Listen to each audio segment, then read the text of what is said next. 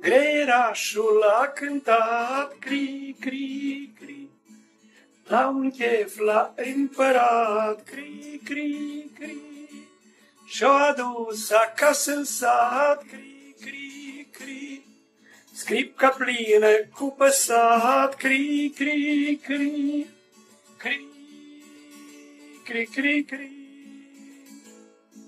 cri, cri, cri, cri, cri, cri.